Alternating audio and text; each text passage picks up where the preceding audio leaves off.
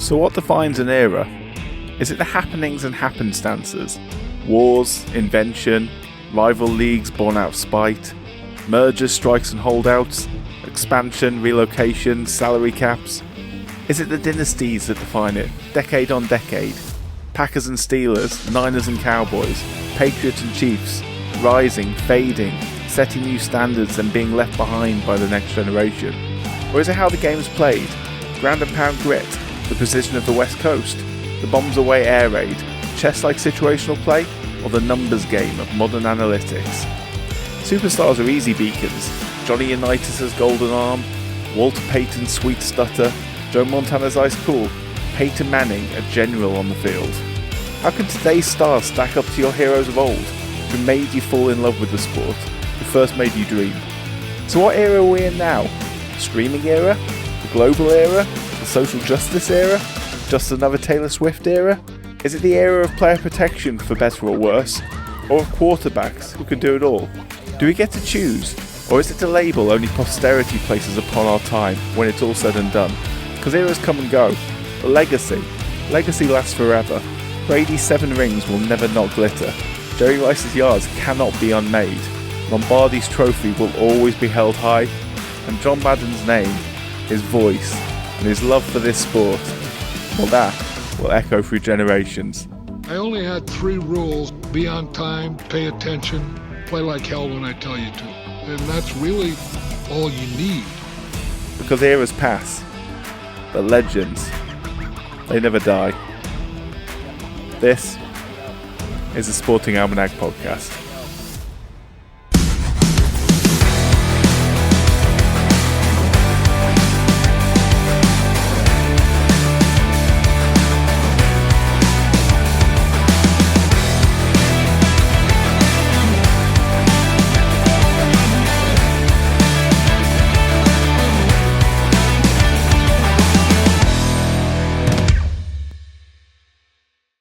We are back. We are back. We are back. A hiatus. I have a pretty much functioning stomach. Yeah. We are ready to go. An unplanned hiatus. First question, how are you? I'm fine, yeah. I'd like to apologise to all our volleyball fans, which, given we have, generally speaking, more fans from the United Kingdom than anywhere else, probably isn't that many anyway to begin with, because, as we would have mentioned in our volleyball episode, we don't really do it around here. So if there was anyone looking forward to that, don't worry, we will get that episode out, certainly at the very least in time for the Men's World Championship, which is next month.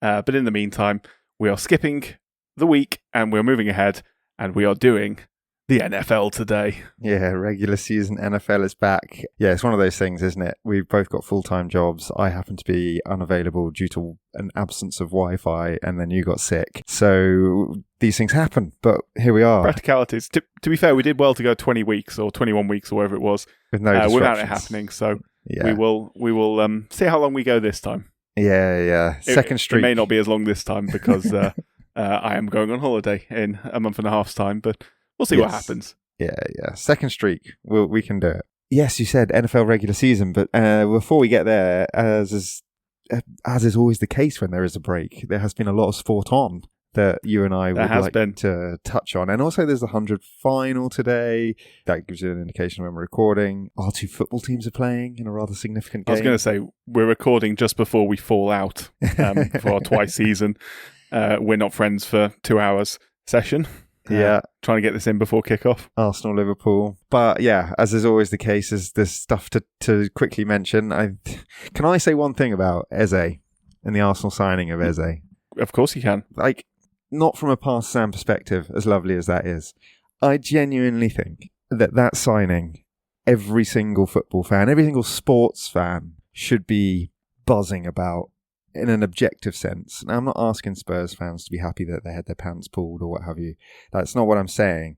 I'm saying from a principled perspective, that's one of the best things, one of the rarest things in sport that just very rarely occurs now, in the sense that is a dream coming true for one of us. We all have that dream, and the dream came true, and it came true in the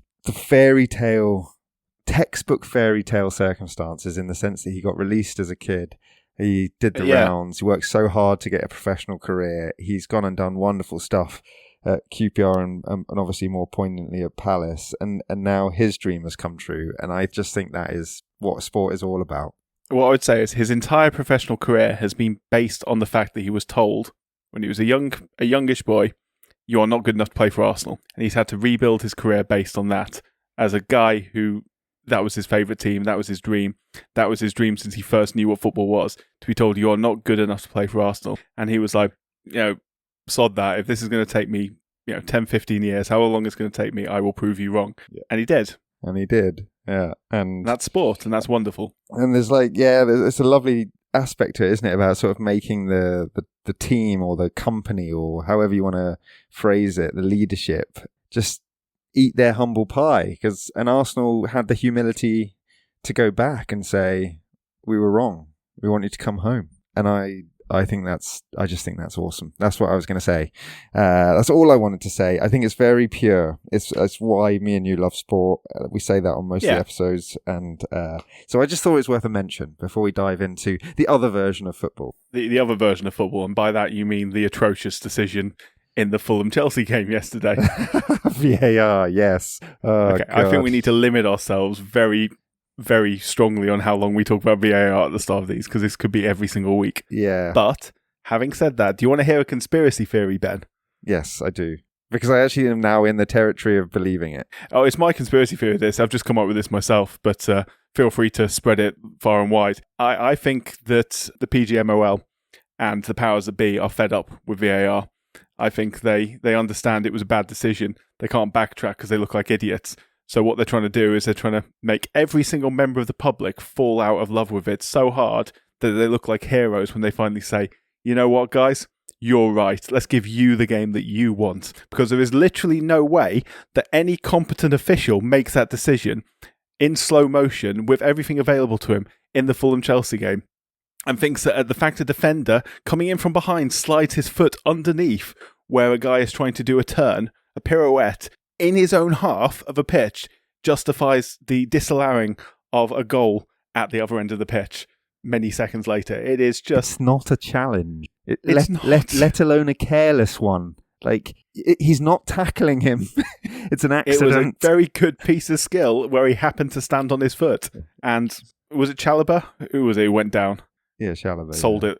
Yeah, absolutely sold it hard. Which, fair play to him. Yeah, exactly. He has the right to do that, but God almighty. It's ruining the game. Right, that's it. That's my minute done. It's ruining the game. So since we're so annoyed by it, why don't we allow ourselves to talk about the National Football League? Oh yeah, a sport that slow motion replays never ever piss anyone off in any circumstances ever. That no players are ever given overdue protection in. Oh yeah, Christ! The way the QBs are looked after in this sport is insane. Yeah, but it is the wealthiest professional sports league in the world, so it's doing something right. It is. Yeah, I mean, I was thinking about this the other day. I was like, you stack the Premier League and the NFL up against each other as like a head-to-head in which is the best competition. I think that's a fair debate. I don't think anything else beats it. The NFL is the biggest sport in America. The Premier League, biggest sports league in America. The Premier League is the biggest sports league not in America. I think that's the debate. Those are the two best sports leagues. That's such an interesting debate because the NFL has also got the highest average attendance of any professional sports league in the world as well. So yeah, that sort of serves to very hard to get tickets for. Justify the debate you're advocating for, because I think it averages 67,500, give or take. Yeah, and the stadiums are state of the art. There's obviously only 32 teams. They only play 17 matches a season in the regular season. Obviously, playoff matches after that. There's just not many matches. Season tickets are incredibly expensive. Tickets for individual matches. I've tried to go when I could have gone. Actually, I had some tickets lined up. I just made the decision not to. But the tickets were about $150, $200 each a couple of years ago. Wow. So yeah, pretty pricey. And that was to watch the Jets, who I think by that point of the season had already blown any remote chance they had. So yeah, and also the Jets play in the biggest stadium. Yeah, they do. Where the World Cup final is going to be played next year, the Football World Cup final. Yeah, the MetLife Soccer World Cup final. Yeah, MetLife's the biggest, with the Jets and the Giants both playing there. Not the only two teams to share a stadium either. Chargers and No. Chargers and the Rams share the SoFi. Brilliant new stadium now. That's like futuristic stuff, isn't it?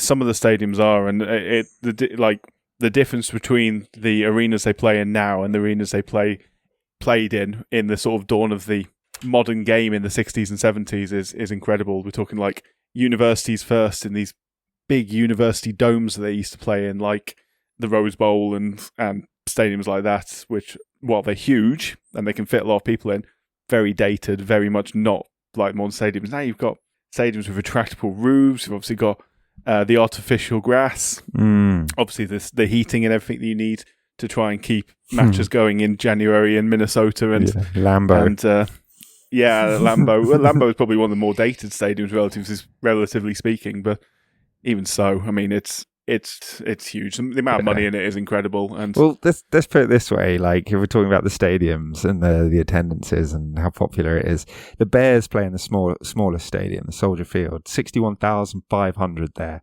I'd put it like fourth biggest in the Prem or something like that. And only recently fourth biggest. Yeah, there's been a few teams that have expanded.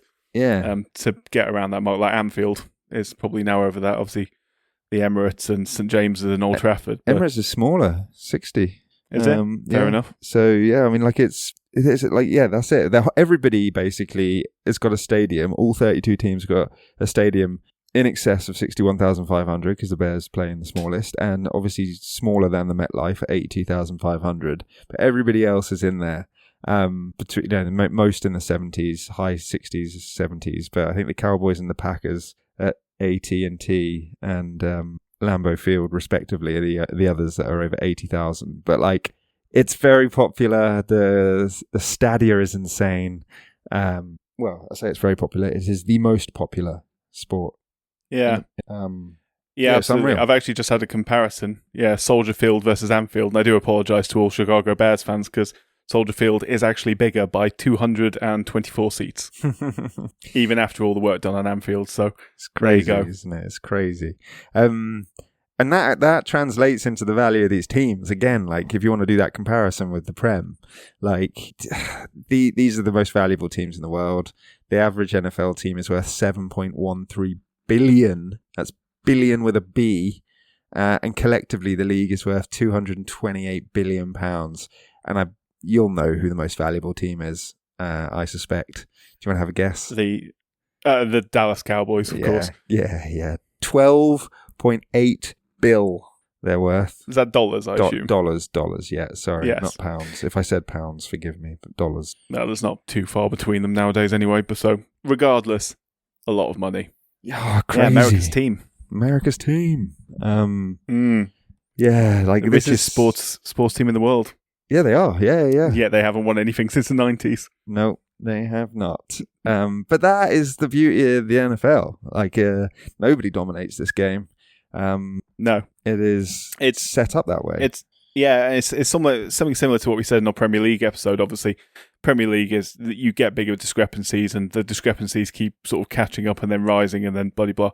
But a well-run team, because everyone's rich, it sort of levels the playing field.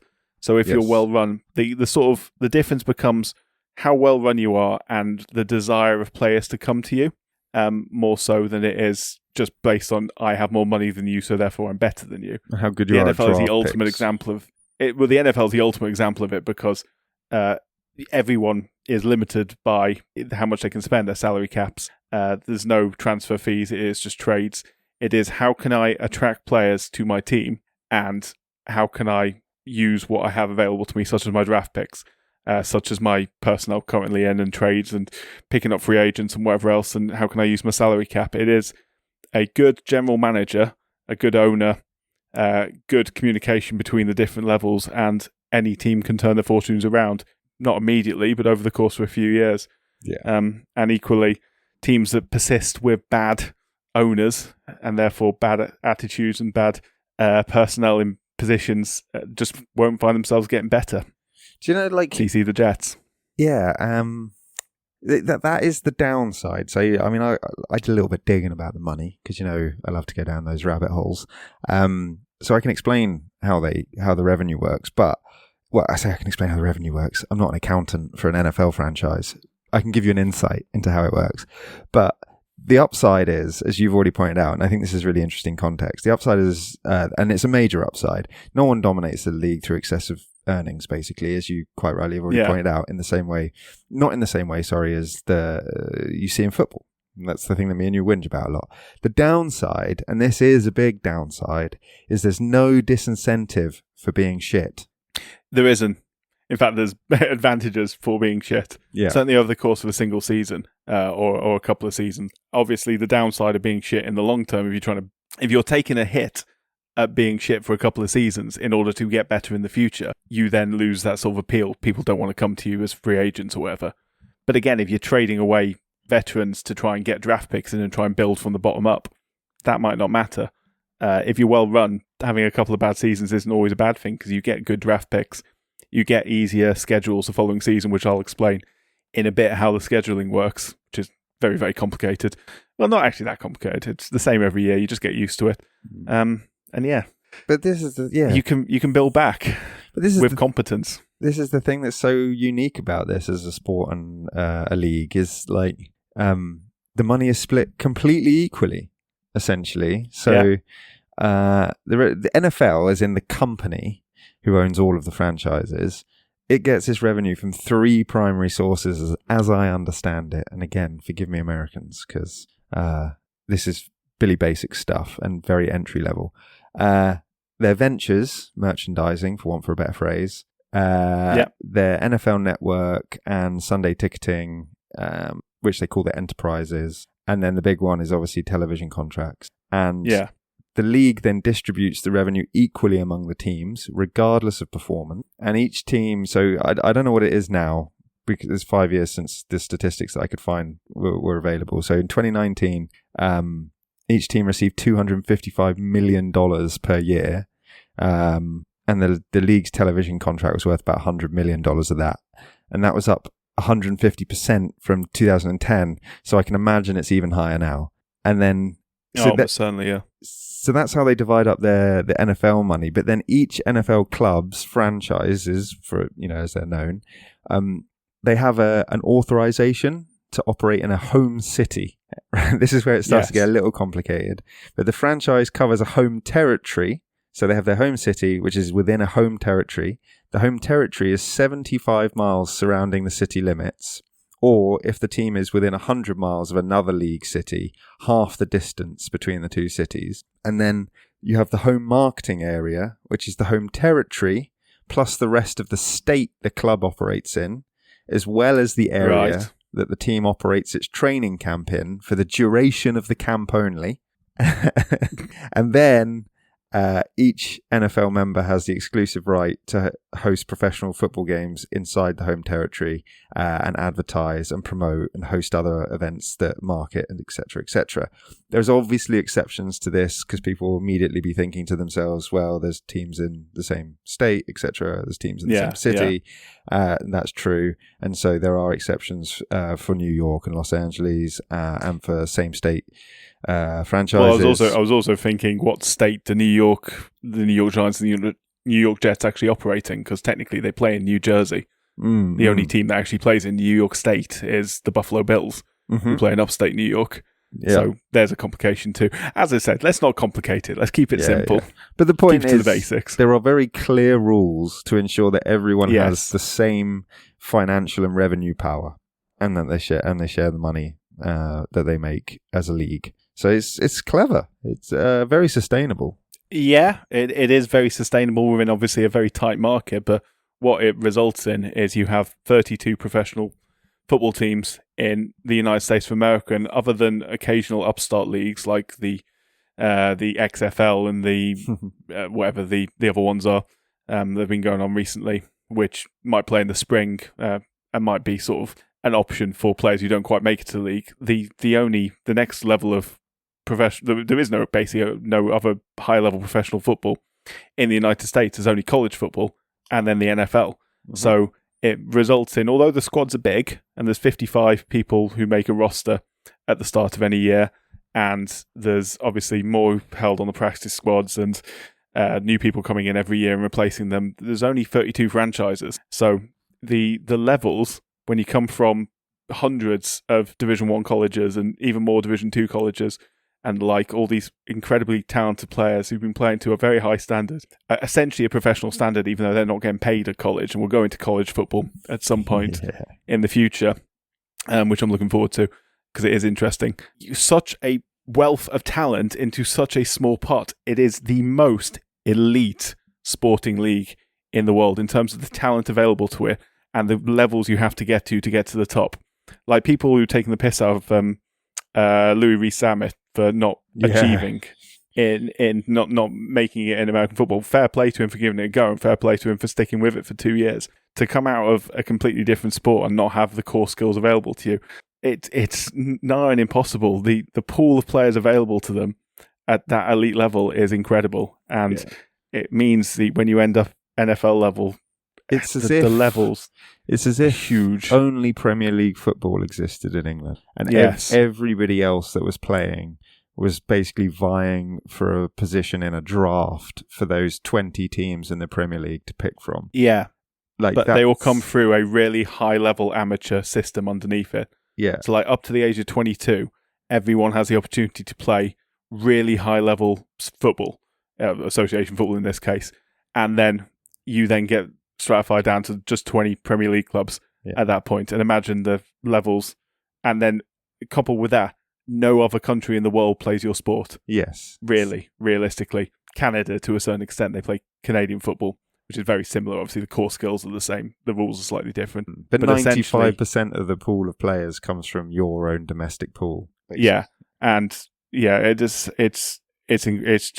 so like nothing else on the planet. And you have farm leagues in baseball, you have farm leagues in basketball and hockey. So like lower divisions that you develop your players through, development leagues, or leagues where if you can make a professional living out of it, even if you're not quite at the top level. We'll go into that when we talk about baseball. Baseball's the best example of it. You just don't have that in American football. It is everything or nothing. And this is why people put their bodies on the line to get to the NFL, and often come out the other side of it bruised and battered and beaten and broken, and all for the love of the game. It's why their average career lengths are so damn short. Incredible, like 3 years, is it average? Something like that. 3.3 years is the average length of an NFL player's career, and it will still be very lucrative for them. Minimum salary is like $600,000 a year, I think. So I wouldn't say no. You wouldn't say that's no. If you get on a roster, of course, not practice squad necessarily. And obviously, there's variations within roles and positions. Like kickers have the longest careers for obvious reason. But it puts into perspective. It's actually more than that. The minimum now, it's $840,000 for a rookie, and then up to around $1 million for players with more experience as a minimum. That's crazy. But So look, you're going to be wanting one of those contracts if you can get one. But it puts into perspective like the longevity of some of the great players and some of the great quarterbacks and things like that. Like this is a highly, highly elite and competitive league to play in. In fact, perhaps the most, I would say, on the planet. Yeah. It's like you think about you're a high school quarterback and you're pretty good. You fancy yourself. The challenge you have to get. How many high schools are there across the country, all of whom have a varsity quarterback? Thousands and thousands and thousands. How many Division 1 colleges are there who have a starting quarterback position? Hundreds. How many NFL teams are there that have a starting position? And bear in mind, an NFL career, a quarterback can be 20 years. So it's not just like that one college class. It's across like 5 or 6 college classes worth of quarterbacks, and you have to be better than all of them to get yourself in a starting spot in an NFL franchise. If you're playing a sport and you're good at it, in any position, essentially, and let's just take QB because there's only one QB on the pitch. Obviously, it's slightly different for offensive linemen, defensive linemen, etc., wide receivers, where there's a couple of you can multiply by a factor of 2 or 3 on some positions. But if you want to be a starting QB, or if you want to just be a QB on an NFL team, you have to be in the best 100 in the country. As simple as, and not just the best 100 in the country. At any given time. At any given time. That's the key. Not just 1 year. Like 1 year will get you in the draft. On the roster. Yeah, to get on the roster, you have to be in the best 100 at any given time. It's insane. Well, it's probably less than that, actually, because some teams only carry 2 quarterbacks on their roster, although there'll be one in the practice squad as well. Yeah. But regardless, it's about 100, and it is and that's just to sit on the bench. You might not even get a single snap. You might get a game or two in pre-season, and that's it. I'd have a look at it. I'd have a look at it for the salary, though. I'm not going to lie. Don't get me wrong. I think backup quarterback is famously the gig to get. Well, why don't you? Yeah, sorry. Go on. Actually, go on. No, go. You ask. I was just gonna say, like, why don't you give us an overview of, broadly speaking, the players' positions, numbers on the roster, and then set out a little bit about like the game itself and what the objective is, because we've just gone flying into this. You know more about this sport than I do. I really enjoy it, but there'll be plenty of people who are generous enough to listen to our podcast who might not know NFL. Yeah, I'll break it down. I mean, obviously, in terms of how to play the game, first of all, everything in American football is about yards. It is about gaining yards, and in any given situation, you start off with the ball, and you have 4 attempts to gain 10 yards in any given time. Obviously, the ultimate objective is to score. You score a touchdown by carrying or catching the ball in the end zone or over the line into the end zone, or you score a field goal by kicking the ball from open play through the uprights. The couple of other ways to score, but don't worry about them so much for now. So the ultimate thing is to advance the ball. So you can advance it by passing, or you can advance it by running. Your running tends to be done by your running backs, either small, nimble men who are quicker than everyone who can get through gaps, or you bigger, larger men who are more likely to pound it up the middle and get you a few short yards in difficult situations, or indeed your quarterbacks who can advance the ball by running as well, and many modern quarterbacks do. CC, Lamar Jackson, etc. When it comes to passing, have I got this right? Like, you obviously can pass forward behind the line of scrimmage, but once you're in advanced position beyond the line of scrimmage, you can only pass the ball backward. Yes, it becomes like rugby. Once you're over the line of scrimmage, it's called a lateral. Right. So you can essentially do a rugby pass, but you tend to only do that in either pre-planned situations, and rarely, so that would be a trick play, it would be considered, or in desperate situations like no time on the clock, you need to keep the ball live or the game's over. So you'll keep lateraling into each other, and sometimes it works. And that's because possession it's crazy when it does. Is 9/10 of the law in NFL. Yeah, exactly. So if you fail to get those 10 yards, what you tend to do is kick the ball away. If you're close enough to take a field goal, you'll take a field goal. If you're far away, you punt it, because you want to pin the opposition back as far as possible to give them as few chances as possible to score, and yourself more chance to get the ball off them. As a defense, you can take the ball off them by forcing fumbles or gaining interceptions. So if the QB tries to pass and you catch it, that's an interception. Or if you make someone drop the ball and then you recover it on the floor. So the ultimate aim is advance the ball far enough that you have a shot to try and get the ball into the end zone, and either throw it into the end zone or run it into the end zone. And the last 20 yards before the end zone is known as the red zone. And often the best and worst teams, you would compare them by how good their red zone conversion percentage is. So the teams that are going to win titles are the teams that can get into the end zone and then turn that into 7 points, or even just come out of it with 3 points. Yeah, exactly. Teams who can execute in that situation, and that's it. And then the third phase of the game, you've got offense and defense, and the third phase is special teams, and special teams kind of covers everything else. It's your kicking teams, it's your kickoff teams, it's your kick returning teams. So if they punt to you, it's your guys who kick it and return the ball. And there's this specialist role nowadays. You'll have people who are in the squad. So each team has I think it's a 55-man squad nowadays. 55 on the roster, 48 active or eligible to play on game days, and a 16-player practice squad, I think. Then in terms of the positions on the team, so from there, on your offense, you've got your quarterback, the most important guy on the team. He stands behind an offensive line, which is a 5-man offensive line. Center, 2 guards, 2 tackles as you go from inside to outside. And they basically block to give him as much time as possible to pass, or on running plays, they will try and create holes for your runners to advance through. Outside them, you've got your receivers, so you've got tight ends who are the ones closest to the lines. Most famous tight end in the world, of course, being Travis Kelce right now. Famous for getting down on one knee currently. And congratulations to him and his bride-to-be. So they are big men who can block, but can also catch and advance the ball, usually in sort of central situations, so more likely to be contact situations. So big, strong, good at catching, quick when they need to be. And then outside them, you've got your classic wide receivers who are quick and nimble, good at cuts, good at finding space, good at catching, and obviously quick once they have the ball in hand. Behind the quarterback, you've got your runners, so you'll have less used nowadays is the fullback role, who tend to be your big lads. Some teams still use a fullback. I think San Francisco, the 49ers love a fullback in their roster, but most teams generally just they'll double up a tight end in there if needs be, and the fullback would either be short yardage situation, so a big man to pound it through, or act as a lead blocker for a running back. And at the back, you've got your running back, which is the most. So the position that's changed most, the position that's changed most in terms of value in the NFL roster is the running back, because they used to be biggest paid players on the team other than the quarterback.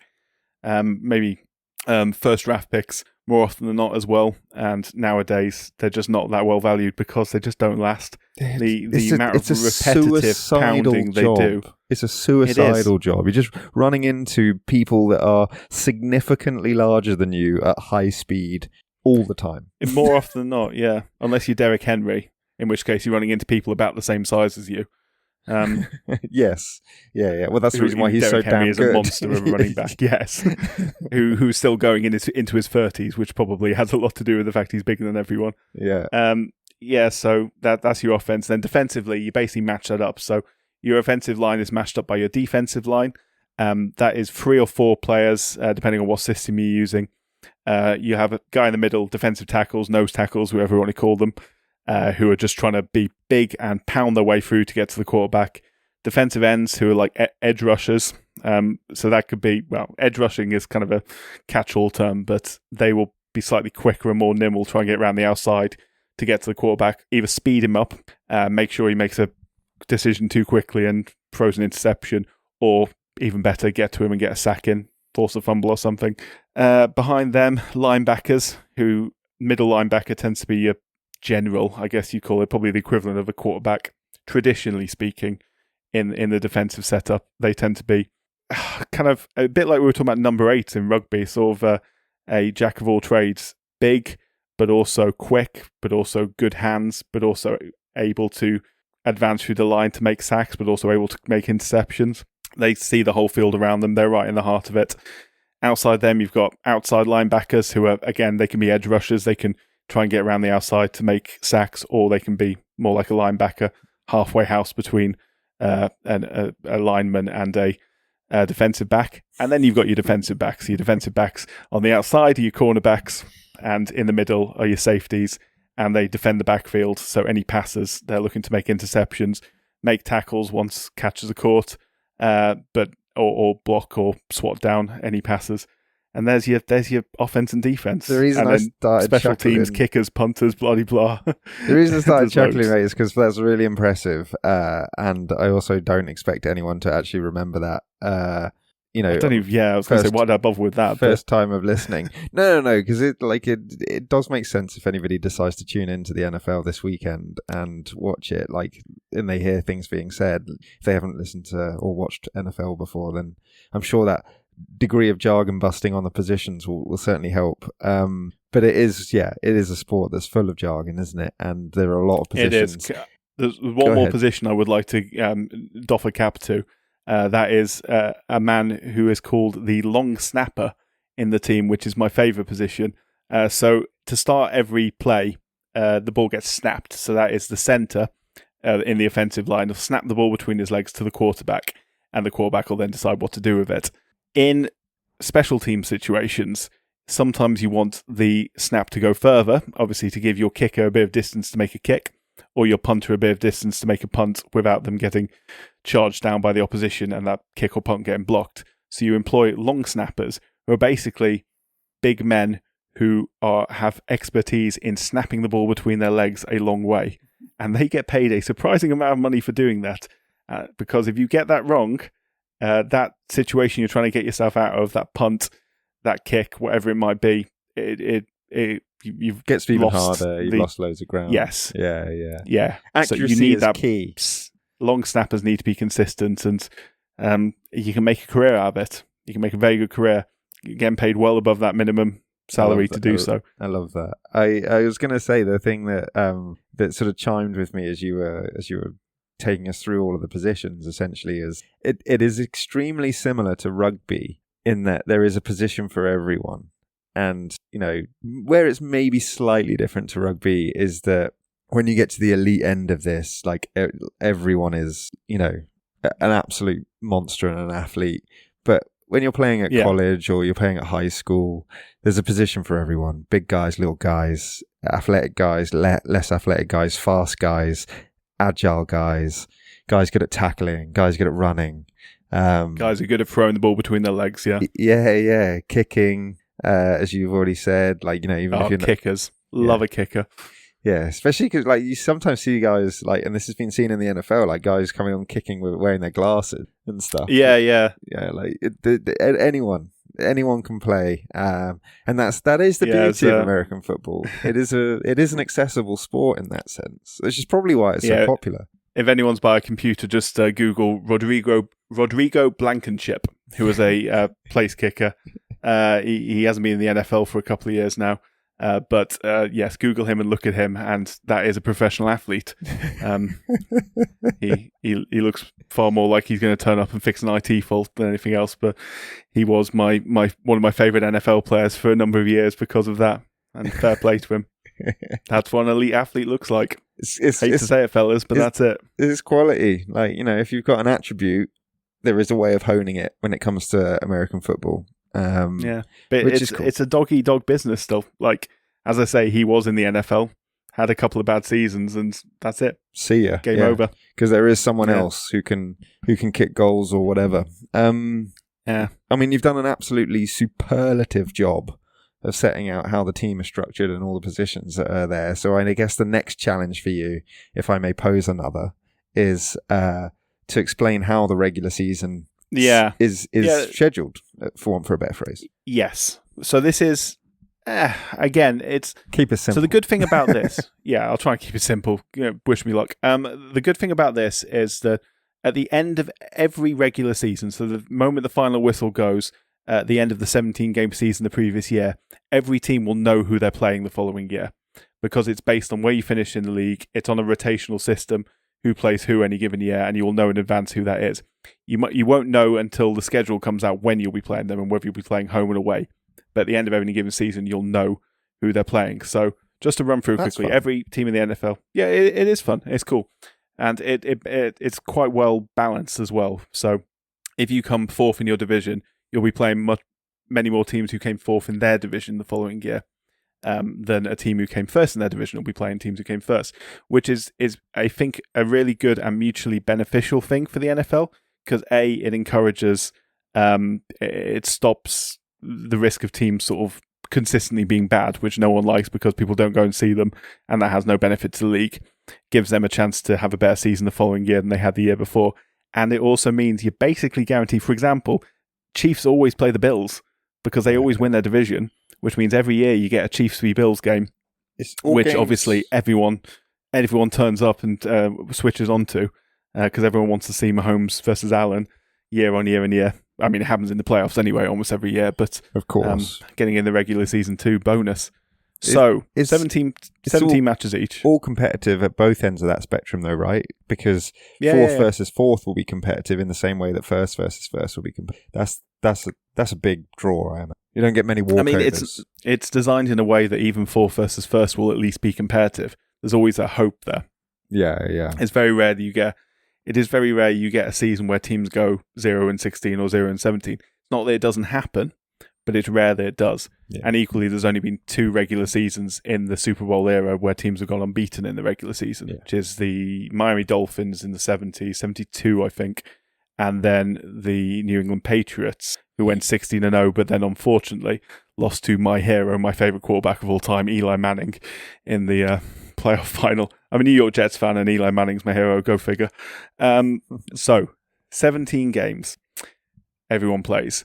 So there's 32 teams split into 2 conferences of 16 teams called the NFC and the AFC. Each conference has 4 divisions, 4 teams. So 4 divisions of 4 teams in each conference, 2 conferences, 32 teams. The divisions are theoretically regional. So there's like north, south, east, and west. But the conferences aren't. The conferences are historical. So it's not like in basketball where you have an Eastern or Western conference. It's completely mixed up. Like the Giants are in the NFC, the Jets are in the AFC, even though they share the same stadium. There's no geographical element to that, but there is a north, south, east, and west division.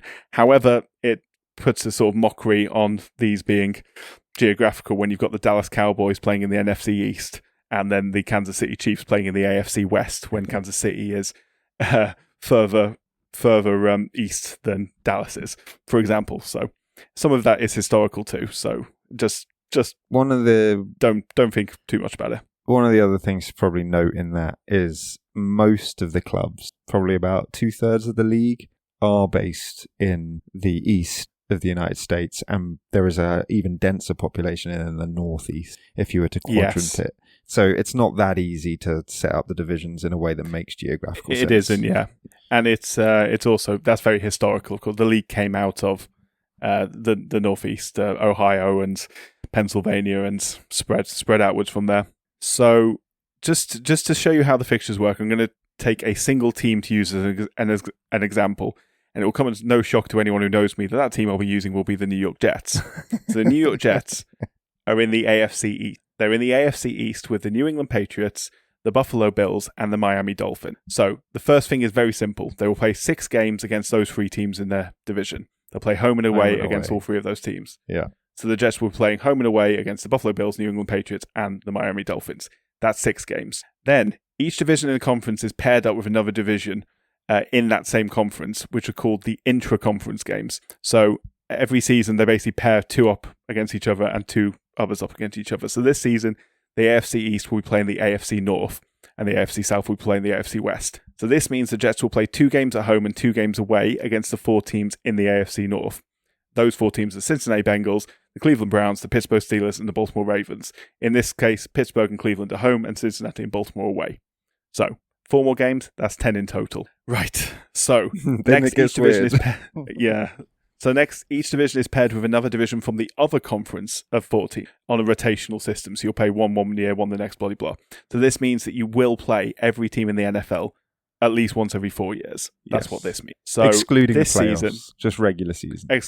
Well, yes, you'd have to get the Super Bowl to play a team in the other conference. Sure, but it's still in the possible. Playoffs. But anyway, yes. So this season, the AFC East is paired with the NFC South. So this means the Jets will play 2 games at home and 2 games away against the 4 teams from the NFC South, which are the Atlanta Falcons, the New Orleans Saints, the Carolina Panthers, and the Tampa Bay Buccaneers. Carolina and Atlanta at home, and Tampa Bay and New Orleans away in this case. 14 games, that is. So 3 more to go.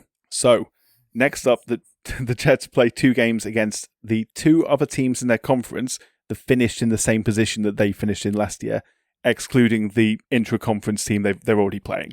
So you will play all the teams that finish in the same position as you, but one of them is already in the intra-conference game, so we can ignore them for now. You don't play an extra game against them.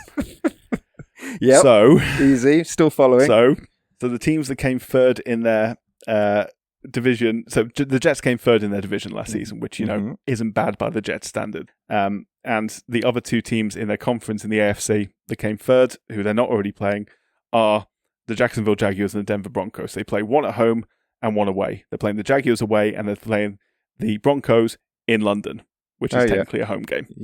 Yeah.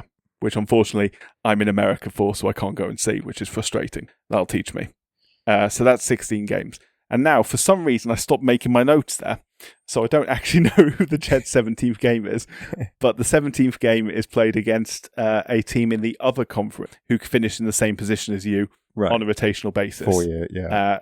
Yes. So, and not one of the teams that you're playing the interconference games against, but one of the other 3 teams that finished in the same position as you. So it'll be one team that came third in either the NFC North, the NFC East, or the NFC West. Right. So whoever came third there, the Jets will be playing against. So someone can fill in the gap and tell me what the Jets' 17th game is, because for some reason I stopped writing it down there. The most complicated way of getting to 17-game regular season ever. But it is consistent. It is consistent. And it is the same every year. It's a formula. It works. The thing that does make it really interesting, though, as you say, is that whilst obviously you can predict it on a case-by-case basis, year-by-year basis, it does also mean that all of the seasons throw up a unique set of circumstances, which will ultimately influence quite heavily the makeup of the playoff, which is also just found out who the Jets' randomness. 17th game is against, which is really bad.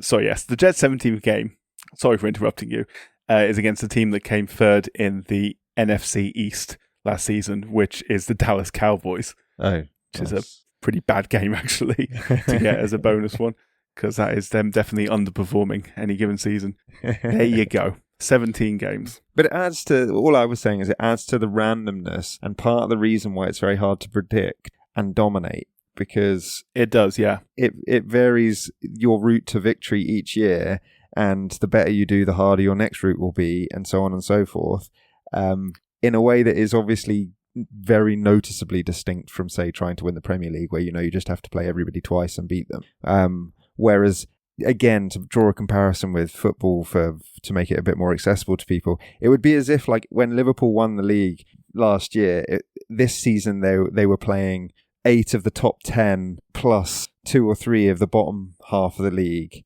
as their first round of fixtures, with a view to then having to go into some sort of knockout system, essentially. It would obviously be harder to do it, wouldn't it? Like, that's the point. Yeah, for sure.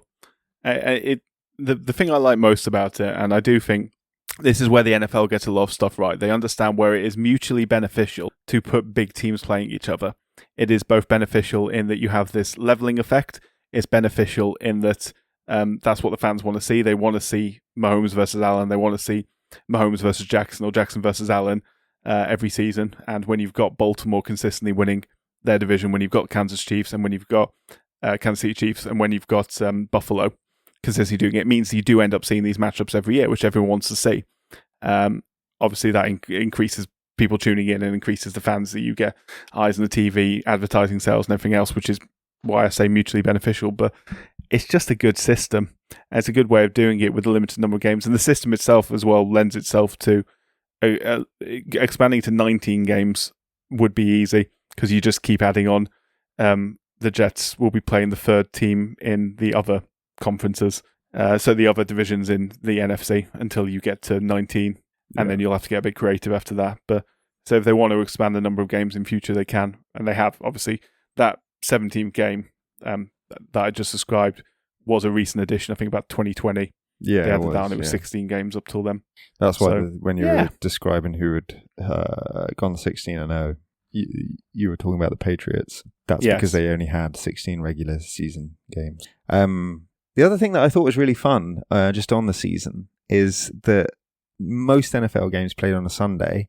There's obviously Monday night football, and occasionally there are Thursday night games. But there are never Friday and Saturday games until late in the regular season, because federal law prohibits professional football league games competing with college and high school football. Yes. Which is really cool. Like, I like that a lot. It is. It's the 3:00 kickoff rule. It's the same idea as that. Is they don't want people sitting at home watching NFL on TV when they could be going out and paying money to go and watch their high school team and supporting their local team that way, or go and watch their college team and supporting their local team that way. Because it's not just the big colleges that make millions and millions of dollars a year. It's also the small colleges and the high schools that can charge $5, $10 for tickets or whatever. And they make a lot of revenue that way. Even more important in America, given what we were just saying about the spread of the franchise system and the scale and size of America, is that a lot of people watch the NFL, obviously, because it's so high level and so good that you might support an NFL franchise that you live absolutely nowhere near, but have a college team or a high school team that you could easily go and watch literally down the road, or even in the town that you live in or city that you live in. And so, there's a huge incentive to ensure that fan presence is retained at college and high school level. I think it's great rule. Yeah, again, it's mutually beneficial. There is capitalistic benefits, of course, because you're making money, and these are profit-making organisations. This is the United States of America, Jack. We're talking the Benjamins come first and foremost, but sport is always great, and the opportunity to play sport is always great, and having more high schools that can sustain a high-quality football team and pay their coaches good money, so you've got more coaching jobs as a result of that, and those coaching jobs can often be the way into a sport for people who otherwise might have missed their chance to go. They might not have got a professional contract, And suddenly they've got a way back into sport, first coaching high school, then coaching college, and then eventually making it back to the big time as a coach, which I do actually have a story about a man who went through that process, which why don't we shall get to. Well, why don't we just transition into it now? I mean, it's an opportune moment. Yeah, it is. Yeah, so the only person I want to talk about today from the NFL, and I want to talk about him today because he's my favourite person from NFL history. He's a name that everyone who knows even the first thing about football will have heard of. Anyone who knows anything about PlayStation games and Xbox games will know something about him. Exactly. But a lot of people, unless you're a certain age, probably haven't heard him during his peak as a commentator, unless you're sort of our age, basically, because it was 2009, I think he retired as a colour commentator. And unless you're obviously much older, you won't have seen him as a coach because he retired as a coach relatively young, having been an extremely young coach. This man is, of course, John Madden, the eponymous hero of the Madden series of video games, who we sadly lost 4 years ago in 2021. Absolute legend of the game. To speak about characters, like a character that transcends the game. But a lot of people don't know where he came from, his background and his history, and the fact that not only was he a brilliant commentator, brilliant analyzer of the game and a big personality, he was also a brilliant coach, and he had a short but very, very successful coaching career. He remains one of the, and I hate this word, winningest coaches in NFL history. I think we used it to describe the All Blacks, to be fair, so it's only right that we use it in its proper context as well. Yeah, so no one has a better win percentage. I think he has coached more than 100 games in the NFL than John Madden. I think there's some who've coached a few less games, obviously, who have, but he was a brilliant coach, and I think he's just an interesting bloke with an interesting backstory. And I just want to tell a few of the stories and a little bit about him, because I've been reading a biography of him by Brian Burwell called Madden. It's available exclusively on Audible on audiobook. If you want to listen to it, I would recommend it. It is well read and very good. But anyway, John Madden. So yeah, he was born on April 10th, 1936 in Austin, Minnesota, which is a town just on the Iowa border, not far from the spot where Buddy Holly, Richie Valens, and the Big Bopper lost their lives in a plane crash the day the music died, you may have heard of. And planes actually became an important part of John Madden's life, weirdly, or his aversion to flying had a bit of the Dennis Burkamp about him. Why fly? Not a fan of... yeah, exactly.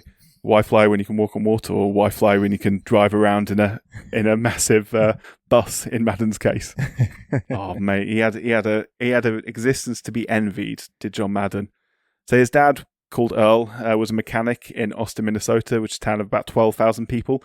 Most famous for Spam being made there. It's known as Spam Town, USA. Yummy. Everyone loves Spam. Mm-hmm. Bit of fried Spam in the morning. So in 1936, him and his wife Mary had their first son, a boy named John Earl Madden, later followed by two daughters. Post-Depression era America, work was still hard to come by, but there was areas of the country which were growing back much quicker, and one of those was California. So when John was a young boy, his family moved west, landing up in Daly City, which is a suburb of San Francisco, in the Bay Area of San Francisco. John found himself in a neighborhood with many boys his age, all sharing one major interest. Can you guess what that interest was, Ben? No idea. It was playing sport together, and you love to see it. Of course it was playing sport together. I thought it was going to be... I thought you were specifically going to say American football. I just played dumb. Well, yes. There was actually two sports that interested him, and I'm sure you can probably make an educated guess in 1940s America what the other one was. Baseball. Baseball, baby. So he played baseball in the summer and football in the fall and winter. There was an abandoned lot just a few steps outside his house where they used to play pickup games together, which became known as Madden's Lot. And the day the city decided to build housing on there, John Madden described this as probably the most disappointing day of my life, which is kind of heartbreaking, really. Yeah, I mean, also, it would be. Right? Yeah, they found a new spot to play. Yeah, of course, but still. Nothing beats your first love when it comes to sport. Nothing matters. All you need is a ball and a bat, or a ball to throw around, or wherever else, and some mates, and that's it. That's all you need. So he was a genuinely good young athlete, as you can imagine, excelling as both a catcher in baseball and as a lineman on both sides of the ball in football. When he was 9 years old, a really fortuitous and life-shaping event happened to him. He met a lifelong friend. John Robinson had moved out west with his family and had settled 5 blocks away from the Maddens. They didn't meet right away, but they went to a baseball camp together where they both turned up wanting the catcher's job, starting a friendly rivalry which existed for years and ended up driving both of them to become Hall of Famers. John Madden as a pro football Hall of Famer and John Robinson as a college football Hall of Famer. He later became a coach as well. Which I think their friendship is a really, really cool story. They'd mock each other brutally. They'd wind each other up. Anytime anyone would make a mistake, they'd be digging into each other, but they make each other better by talking about sport constantly with each other, by analysing sport. But finding any of this familiar, Ben? I was just going to say, it sounds very familiar, except the professional coaching careers. Well, yeah, quite. We're just failures compared to them, but but no, we wouldn't be telling this story about anyone else, would we? It's all we? the hallmarks of the great friendships, all the ingredients. Exactly, that's all you need. So both boys decided that they were going to play for the Yankees in the summer in future, and then the 49ers in the fall. They played Little League Baseball together, as I say, and Earl Madden was the coach, which meant that John Madden ended up getting the catcher's job over John Robinson, which was a decision that they were still bickering over even 70 years later, believe it or not, which is something you love to see. So they both played at different high schools, but they were both great at playing football. So as I said, Madden was an offensive and defensive linesman. Robinson was an end, which is sort of akin to a tight end in the modern game, tight end, wide receiver, sort of hybrid. John Madden ended up working at a golf club when he was a teenager, caddying for people, and he understood from his time working there, everyone who went to that golf club cost a lot of money to go there.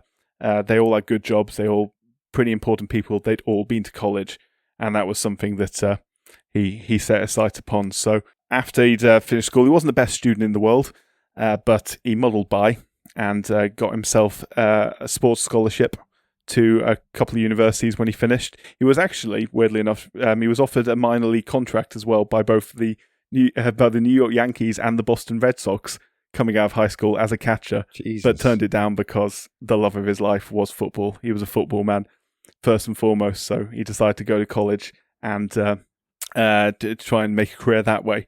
So after he spent a year at a local college close to home, just sort of building up experience playing. Then he transferred to Oregon State University to play for the Oregon State Ducks, where his friend John Robinson was already playing there. There's a really, really cool story from his time there. So this is 1956. So this is a couple of years after Roger Bannister had first run a 4-minute mile. So become the first person to run a mile in under 4 minutes. Sir Roger, I do apologise. And obviously, lagging behind the times, the first man to run a sub 4-minute mile on American soil was a Australian man called Jim Bailey, who did so at Oregon State University. So Jim Bailey was a contemporary, of John Madden, and one night they were all hanging out and shooting shit and probably having a few drinks, and Madden and Robinson got into a debate with Jim Bailey about, yes, you are one of the fastest men in the world over a mile, but I bet my mate John can beat you in a 60-yard sprint. Talking about John Madden. So John Madden, big lineman, he was like, I bet I can beat you in a 60-yard sprint. So John Robinson, being the budding entrepreneur and also knowing how quick his friend was, started collecting bets off people, and they were like, there's no way this big guy is going to beat this, literal Olympic athlete over 60 yards. So John Robinson collecting bets. It got to the point where so many people had bet on Bailey over Madden that had Bailey won, it would have completely bankrupted the pair of them.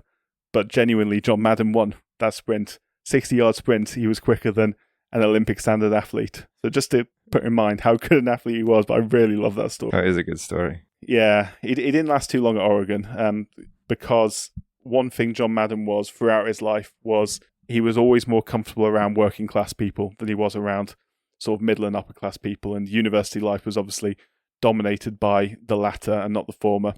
He didn't feel like he fit in. There was a couple of injuries as well, and he wasn't getting in the team at Oregon, which contributed to ended up transferring out. He went for a year to a university not too far away in Washington State, in Aberdeen, Washington, which, funnily enough, is more famous for Kurt Cobain being born there nowadays, and perhaps for John Madden briefly going to university there. But he ended up settling at Cal Poly University, where he finished his collegiate career, winning first-team all-conference honours as a lineman and also catching for their baseball team there.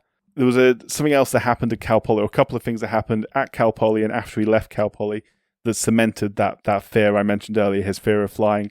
Firstly, he was on a plane on the way back from a road game where the hydraulic system failed and the landing gear wouldn't lower. So the plane had to circle while emergency vehicles gathered on the runway below. Obviously, everyone inside was pretty terrified. Fortunately, the crew managed to fix the problem and the plane landed without incident. No crash landing needed on this day. But obviously, it's not going to help build confidence in flight. Yeah, not going to inspire your desire to get in another plane. Yeah, but the second incident, unfortunately, it didn't involve Madden, fortunately, but unfortunately was far more tragic. A year or two after he left Cal Poly, they were returning from a road game at Bowling Green, Ohio. The Cal Poly plane attempted to take off in zero visibility from Toledo, Ohio.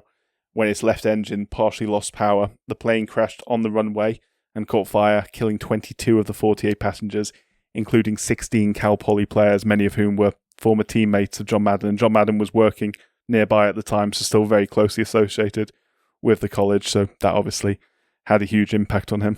Yeah, understandable. Yeah, that'll do it.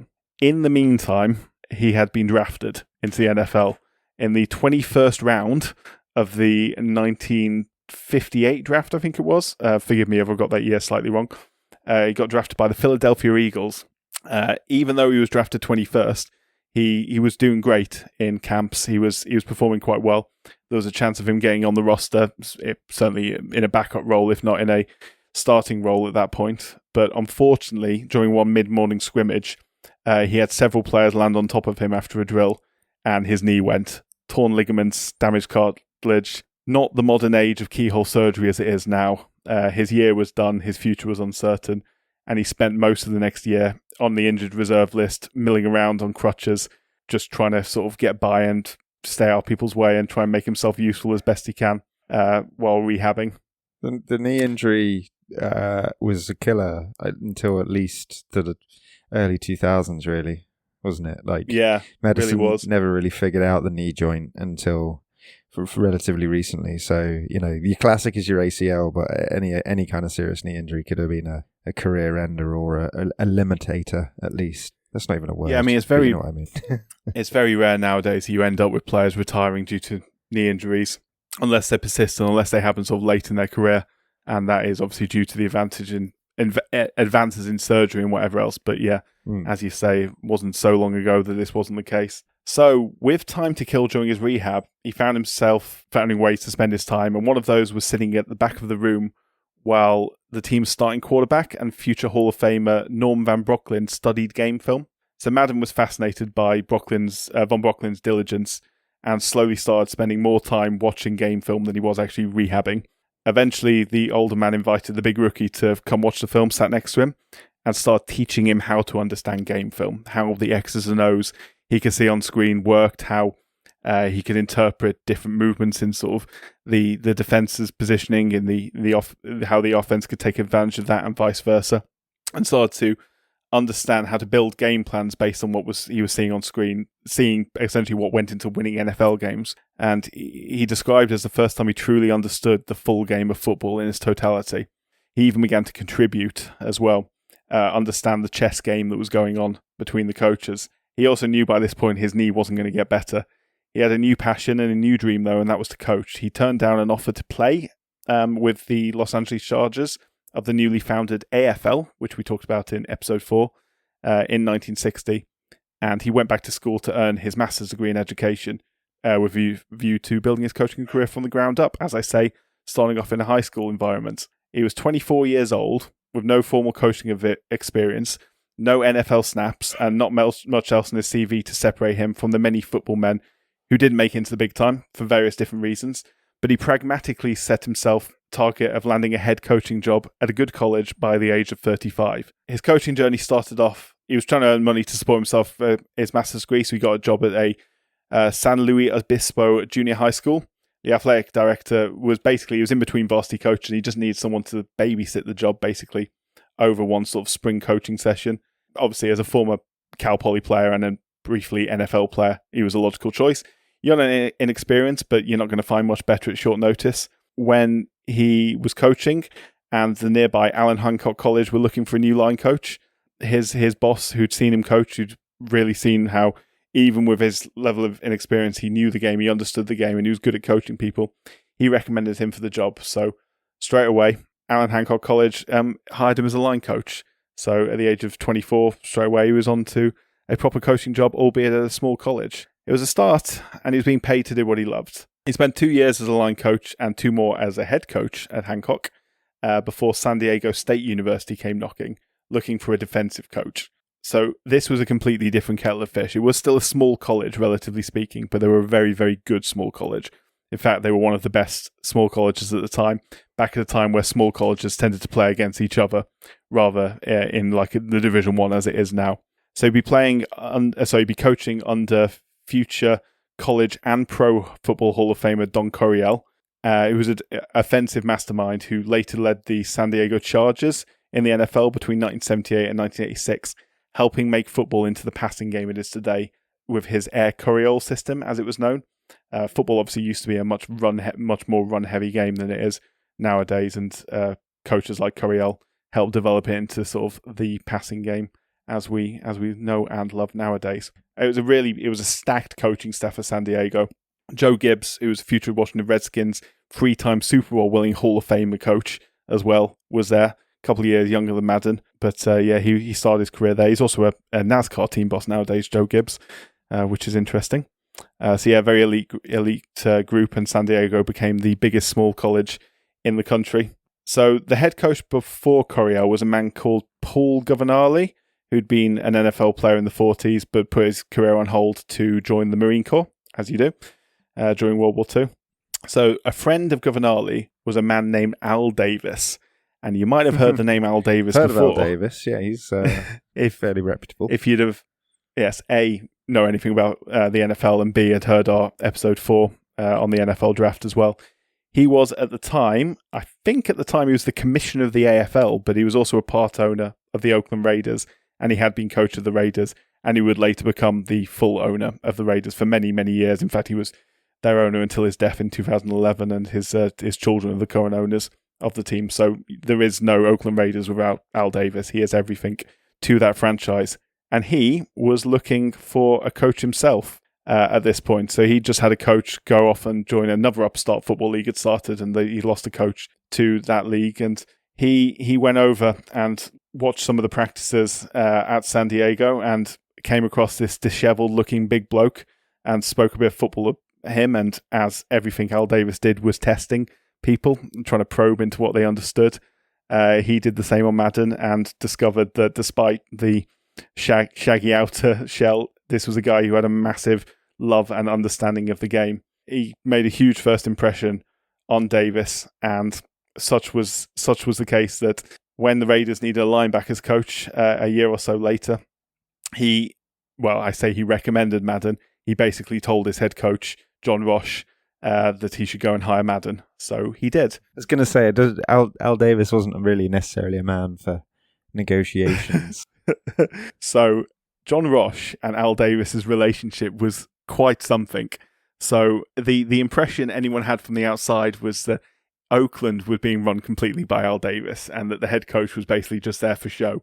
Now, this wasn't actually the case, but John Roche got so paranoid because of all this talk coming in from the outside, that he used to make sure his game plans were rubbed off the board after he did them, and he used to hide the folders and stuff from Davis, because he was so convinced that Davis was out to get him, that Davis would be handing this information to the opposition and stuff to try and undermine him, which is nonsense. Because if you know the first thing about Al Davis's motto was "just win, baby." Famously, just win at all costs. There is nothing else that matters other than winning. So ridiculous concept. But that being said, it got to a boiling point. Roche ended up confronting his boss. This is a couple of years after Madden was there. So Madden settled into the system well, got on really well with Davis as well, which is obviously very important in Oakland. But yeah, so they ended up confronting each other, as in Roche and Davis, during a practice session where Davis was trying to meddle with something and Roche was just like, "I'm the coach here, get off my field, Al." It wasn't going to last too long after that. So despite having some good success at Oakland, in fact, he only lost 8 games in 3 seasons there. And he lost the Super Bowl as well. And one of them, I should say, was a Super Bowl. After the 1968 season, and after criticism from Davis, after the Raiders lost the AFL title match to the Jets, who went on to win the Super Bowl, go Jets, Roche was done in Oakland at that point. He announced he was leaving to coach the Buffalo Bills, with little warning. And Davis immediately went in, spoke to the other coaches and said, if anyone's interested in this job, come and see me. And it didn't matter how experienced you were, how old you were. Al Davis at this point was only in his 30s. He was one of the youngest owners in the NFL. He didn't care about age. So John Madden marched in there and told him he wanted the job. And Al Davis eventually accepted. And so from the 1969 season, at the age of 32 years old, John Madden was an NFL coach. He made a good start. He beat the 49ers in his first game, which was a preseason game. This was the final year of the AFL, NFL being separate leagues, so there was no interleague play. So the only way you'd beat the 49ers, who obviously Oakland is basically a suburb of San Francisco, so basically local rivals, was in a preseason game. So he got off to a good start there. It was a pretty wild spirit going on at the Raiders. So the old school style at that point of how you coach football was, sort of lay down the ground rules. You set a series of rules and you make sure your players stick to it. Very authoritarian, very conservative, very old-fashioned. That wasn't Madden's way, nor was that a way that was going to work on the Raiders. So Madden had 3 rules. He literally had 3 rules that he put to his team. And I really like this, and to the extent that me being a football coach, I'm actually going to steal these because these are excellent, and I don't think you can actually get better in terms of having 3 rules. The 3 rules were turn up on time, pay attention, and play like hell when I tell you to. Fair. Which I think is all you need. Yeah, fair. So it was a completely different approach from the my way or the highway approach other coaches had. He was a player's first coach, and it was that time in America that it was calling for it. This was the late 60s, as I've explained many times before, a time of great change in America. Counterculture, race, obviously, and civil rights movement coming to a head. It wasn't a time to tell players to go and cut their hair. It wasn't a time to tell players to turn up in suits and blazers and ties. And more than that, Madden would be a hypocrite for demanding that. He never wore blazers and ties. He didn't cut his hair.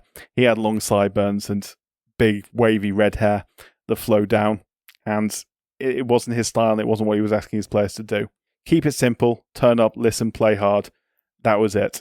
But the players also self-policed themselves as well. They're players like Jim Otto, Gene Upshaw, George Atkinson, Art Shell, big leads in the dressing room who'd make sure everyone brought it at training and everyone brought it on match days. Didn't matter what you did on Saturday night as long as you turned up on the Sunday. That was the rules. And right from the beginning, it worked. So in his first season, the Raiders went 12-1-1, but they lost against the Chiefs in the last AFL Championship game. And this, unfortunately, set a trend for Madden's coaching career. The Raiders would dominate the regular season, but then fall short in the conference championship game. More often than not, that would be against the mighty Pittsburgh Steelers, who were coached at that point by Chuck Noll, as we previously discussed, who was actually a really good friend of John Madden's. They used to go on scouting trips together when they were both coaches, not head coaches, before they were head coaches in the NFL, when Noll was a coach on, I think it was the Baltimore Colts he was on before he joined the Steelers. But anyway, they'd go on coaching trips together. One of those defeats against the Steelers was, as I mentioned in episode 4, the Immaculate Reception, where controversial catch, miraculous catch, depending on what you look at it. Yeah. Sorry, I was going to say, who did it come off? Was it caught? Yes. So the rules at the time said that if it came off a receiver, as an offensive player, the ball was dead. Had it come off the defender first, then the ball was live.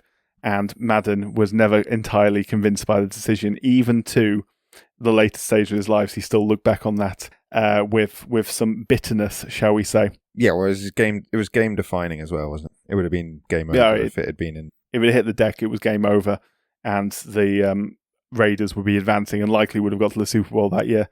So yeah, there was about 3 or 4 seasons in a row where they fell short against the Steelers. Pretty bitter rivalry as well. There was a lot of violence involved, some punches getting thrown and some borderline assaults happening, which, to be fair, wasn't exactly out of character for the Raiders. They were, as I mentioned, quite a mean bunch of bastards. But the stress was taking its toll on Madden. The losses were tough on him. After a loss in 1975 against the Steelers, who went on to win the Super Bowl that year, he finished with a message to his players saying, "We'll be back, and we're going to win it all next season." The 1976 Raiders were almost unstoppable, opening the season against the Steelers and winning, and they ended up finishing the regular season 13-1, with their only defeat, an unusually heavy one in New England. They won their division and entered their playoffs with a game against the Patriots, funnily enough, but this time at the Oakland Coliseum, and they won. So they advanced in the playoffs, which meant they got to the conference championship match, and guess who was up against them in that? Steelers? Obviously the Steelers, yeah. I don't know why that was supposed to be a shock. Yeah, and they won comfortably. They won 24-7, finally breaking the hoodoo, which led them to Super Bowl 11 against the Minnesota Vikings at the Rose Bowl in Pasadena, Los Angeles. Up against Bud Grant, Minnesota Vikings coach, a really strong Vikings team who'd only lost a couple of times all season. It wasn't even close. Oakland, after a scoreless first quarter, Oakland put 16 up in the second quarter and never took their foot off the gas, ended up winning 32-14 to finally get Madden his ring, finally get Oakland their ring, finally get Al Davis his ring that he demanded for so many years to come and demanded so highly of his players. Madden had finally won it all, and he was happy. But the effects of chasing it and the effects of sort of chasing the dream had taken a big effect on its health. Next season, the Raiders missed out on the playoffs for the first time in a long time. And at that point, Madden made a very unexpected decision and decided that he was done with coaching at that point. He had ulcers, which were having a detrimental effect on his health, of course.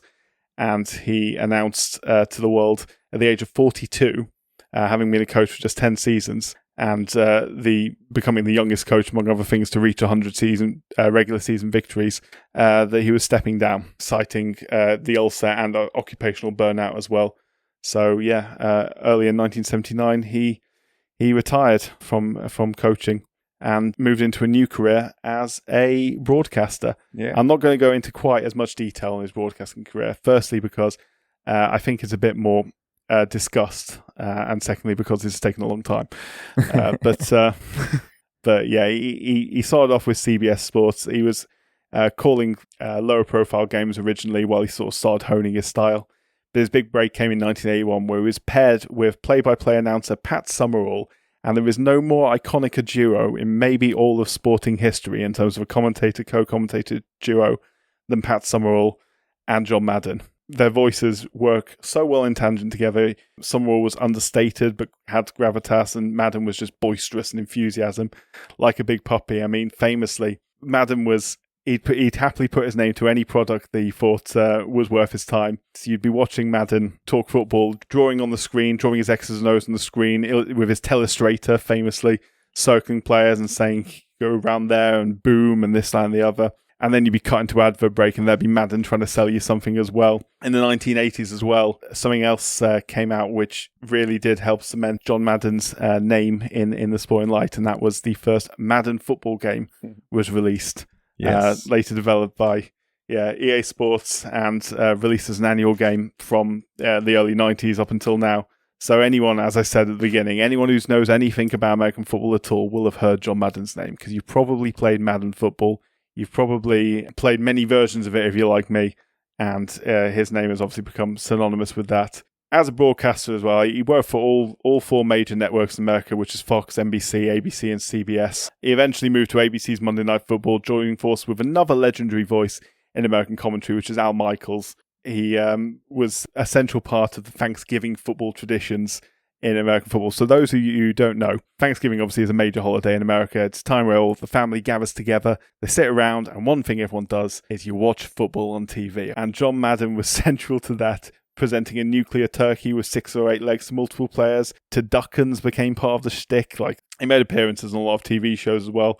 Most notably, The Simpsons for me. I remember seeing him on a Simpsons episode. I think it was probably about late 90s as well. One of my favourite episodes of The Simpsons. He's an icon. So another part of John Madden's bit was the Madden Cruiser. So it was a custom-built bus.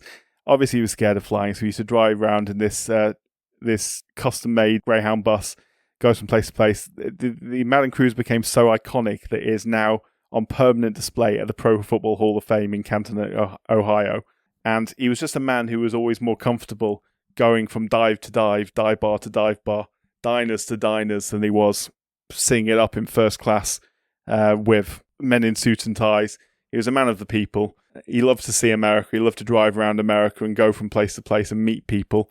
And yeah, he's just sort of where he came from and where he ended up. I just have a lot of love for him, a lot of respect for him. Personification of American football, Really? He is. The little boy's He is. dream, like the playing career cut short cruelly, reinvents himself as a coach, then becomes a darling of the nation as a broadcaster and an icon of the game. Like, you've done him justice, in the same way that you do every time you do one of these buyers into somebody. It's very hard not to be able to infer from everything you're saying, like how significant he is to the game and why he's probably, is adored by so many. Indeed, yeah. He's an icon. His voice is iconic. It always made me happy when I was turning on for the first, 7 or 8 years I was watching the sport from the early 2000s when I started watching it up until his retirement. I was always happy when it was him on co-commentary, him and Al Michaels together, doing the Super Bowl or doing whatever match I watched. Just made me happy. Something about him, he was always a larger-than-life character. And even to me as a young fan who didn't know anything about his background, didn't even know he was a coach until, maybe even after he retired. And yeah, obviously, he passed away a few years ago, 85 years old, pretty good run, pretty good life. I think if I could live anyone's life, he'd be up there, because he did it right. And I'm not a fan of flying myself, so a Madden cruising myself sounds like a nice way to get around America, personally. But yeah, it's John Madden for you. Yeah, no, mate, that was really good. Like, do you know what it reminded me of a little bit, at risk of plugging our own work, is the same sort of dive you did on Arthur Ashe, because he has the same, to anyone outside the United States and anybody outside of American football's mainstream fandom, he is probably a name that's been heard of, and is synonymous with the sport, but is probably someone that not many people know much about, or the reason why his name is associated with like the game and things like that, in the same way that Arthur Ashe and the stadium at Flushing Meadows. Yeah, if you know as I said, if you know anything about football, you'll have heard of his name. If you've been watching it for a few years, you'll probably have heard his voice. If you've dived into the history, or if you're a bit older, you'll maybe know about his career, or about his appearances, or about some of the bits he did. It was so closely associated with the sport when I first started watching it. The game obviously plays a huge part in that, but also just the personality, and he just is a really likable man. Not that he wasn't prone to occasional profanities, and there's some great stories about him abusing referees as well, calling one a cocksucker, and then when the referee asked him who he just said that to, he said, "Well, you're the only cocksucker I can see." He did apologise for that afterwards, but no need to apologise for that sort of wit. He's also certainly right, given our experience of officials. But no, that's boss. I mean, you've already mentioned, like, he is synonymous with one of the great American football traditions, which is the Madden game franchise. And you've mentioned the Thanksgiving Day games. Obviously, there's a sport that's stacked with other traditions: tailgating, the national anthem, fireworks. Yeah.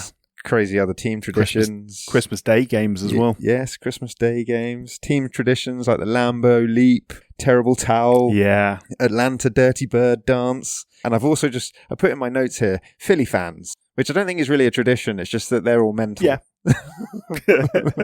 Just any Philadelphia sports fans. Yeah. Any Philadelphia sport. Doesn't matter the sport.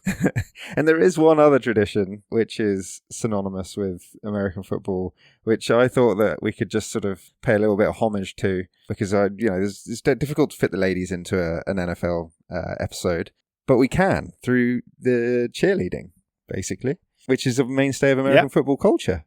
And I thought, absolutely, let's have a chat about that. I mean, obviously, it comes with its fair share of criticism, and some of that criticism is justified. The sexism, the objectification of women, the allegations that it's exploitative. Some people would say it's outdated, and that is not entirely baseless and just from, like a woke angle. Several cheerleaders and cheerleading groups have sued respective teams for violating minimum wage laws, mistreatment from management, exploitative rules, and obviously inappropriate behaviours, sexual harassment, groping, things like that. But in the interest of balance and fairness, it does engage, well, firstly, it's cultural. It does engage, an entirely different fan base. It's a marketing tool. It does create role models. It is a very athletic event in its own right, and gives, a platform for women to showcase their skills. And it's more recently been a sort of a big advocate for female empowerment and LGBTQ plus rights. So, depending on which end of the spectrum you're looking at it from, you'll have your own views on it. But, on balance, if you got rid of cheerleading, I think the sport would be poorer for it, in my view. The American football it's not just the game. My only real concern about it, obviously, notwithstanding all the major concerns that you laid out there, but just from my knowledge of it, I've seen the Dallas Cowboys cheerleaders documentary, which I would recommend. It is very interesting. It is a deep dive. It is ludicrous how little they were paid. Mm-hmm. They are being paid more nowadays. When you consider how, as we've discussed, how much, not just the Dallas Cowboys, but the NFL teams make in general, how key a part of the entertainment process the cheerleaders are, especially somewhere like Dallas, where Dallas Cowboys cheerleaders are almost more iconic than the players in recent years, probably. It's crazy. They were paid a pittance, a real pittance, and it was justified by being, this is the biggest honor you can have. It's like, well, then pay them. Pay them a decent salary. I agree with that completely. The biggest thing is they're athletes as well. They're part-time, which, like in the vast majority of cases, which is a joke, considering they are effectively being asked to do a full-time job. I mean, they don't just cheer at games. They have other responsibilities related to marketing. They have paid appearances. They do photo shoots. They do charity events. These girls are ambassadors for the franchises, essentially, and there's no reason why they can't be paid commensurate with their contribution. So I agree with that entirely. They form part of the entertainment process, and the team makes a lot of money from them. Yes, you can make the argument, well, the football will still be there. Maybe people will come see it, but you're selling a level of entertainment of many $100s. I couldn't only imagine Dallas Cowboys tickets are more expensive than the average NFL tickets, and average NFL tickets are expensive. And you're selling that full package. And then they are engaging with the communities and they are representing the team elsewhere. I'm not saying pay them millions and millions and millions, but they certainly should be paid more than, the tens of thousands of dollars they were, as opposed to the hundreds of thousands of dollars that they deserve. Yeah, considering what they're doing, especially when you're talking about 5-year veterans who've been doing it for years. Yeah, and pay them bloody money. These women and Dallas are now paying them more. I'm sure there's many other NFL franchises who are worse than Dallas nowadays, but nevertheless, it stands for every single franchise across the country. Yeah, of course. And these women are hardcore. They're athletes. I was beyond the athleticism, mate. In 1996, the 49ers cheerleaders were helicoptered into Bosnia and Herzegovina during the Bosnian War to provide some morale-boosting support to the US Army. And in 2007, the Buffalo Bills cheerleaders sent a squad to choreograph a show in a war zone in Iraq. So, when we say that their contribution extends beyond match day cheerleading, there you are. I can't get the image of paratroopers dressed as cheerleaders out of my head now. I don't know why that's a mental image I have in my head. I know obviously that's not the case, but nevertheless. Yeah, fair play. Yeah, no, they're tough. 25 of the 32 sides have cheerleading squads. I think currently only the Bills, Bears, Browns, Chargers, Giants, Jets, and Steelers don't. Yeah, I knew the Jets and Giants didn't. And I think it's the Giants who have never had one. They're the only one, though, that has never had one. The first team to ever introduce cheerleading squad was the Baltimore Colts, as they were, so Indianapolis now, in 54. Fair enough. In 54. And then because of the two sides that, I just mentioned who don't have squads, I think the Steelers and the Packers, so the Packers now have a squad, but they didn't back in 2011.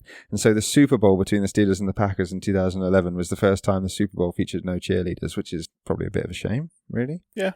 But yeah, interestingly, and this is another angle which I just thought was quite fascinating, is men and cheerleading squads. Not that I'm trying to divert the focus of this segment on women back to men, but I do think this is an interesting angle. Glenn Velt was the first man to try out in a cheerleading squad in 1978, but the Dolphins wouldn't let him compete, and it later led to I think it was a nationwide story in America, but it led to a federal anti-discrimination case, as you might imagine. Yeah, and it's been it was a long time coming before male cheerleaders, as dancers at least, started to become a social norm and even remotely marketable. Because, dancing is often associated directly with the women's role. But anyone who knows anything about cheerleading, and there is also another documentary on Netflix called Cheer, which is just about cheerleading, will know that you have roles for men in cheerleading squads like stunters, and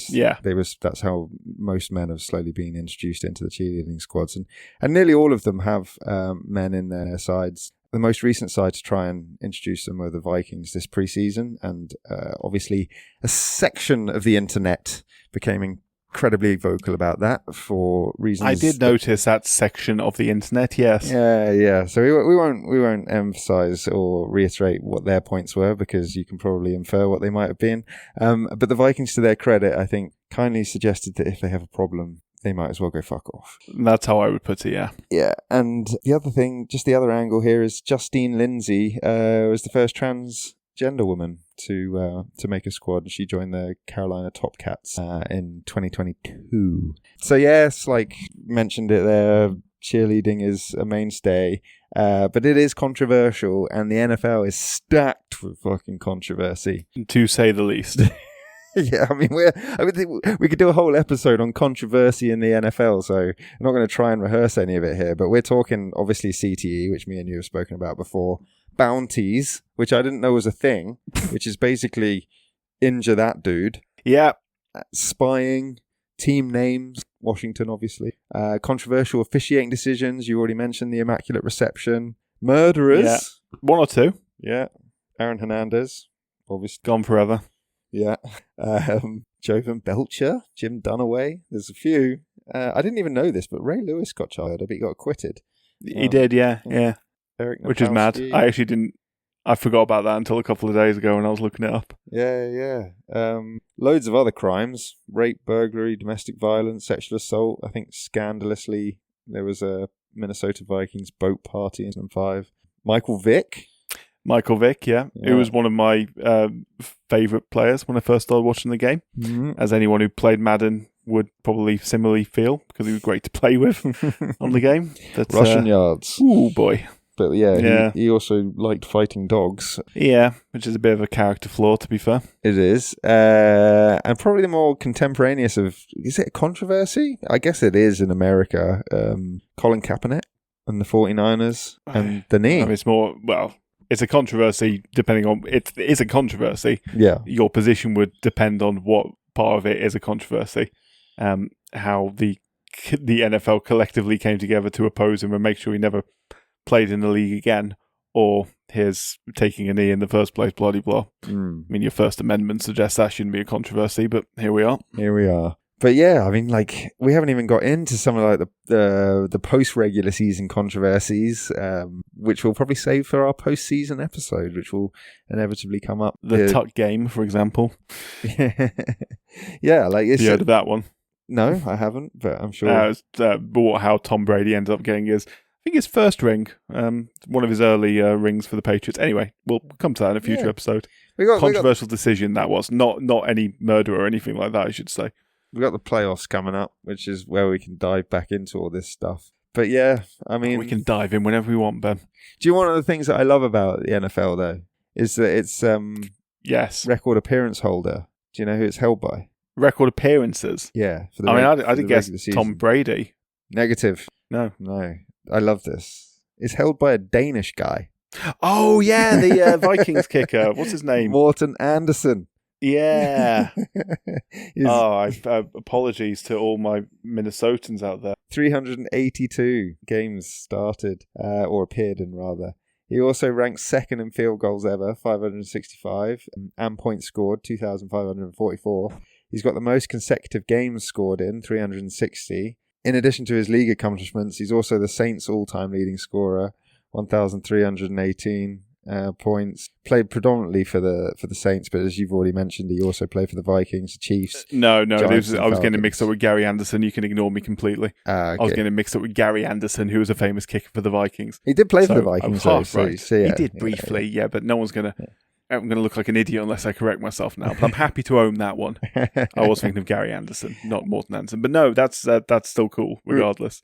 Like really, really, disappointingly, he never won it all though. It's a shame, given the longevity of that career and the teams played for. Well, you know, can't have it all. You can't win them all. Most regular season games, though, you are right, is Brady. Yes. And the statistic about Brady, which I think is astonishing, is that he never played a down where the Patriots couldn't make the playoffs in the regular season. It's honestly... That is stupid.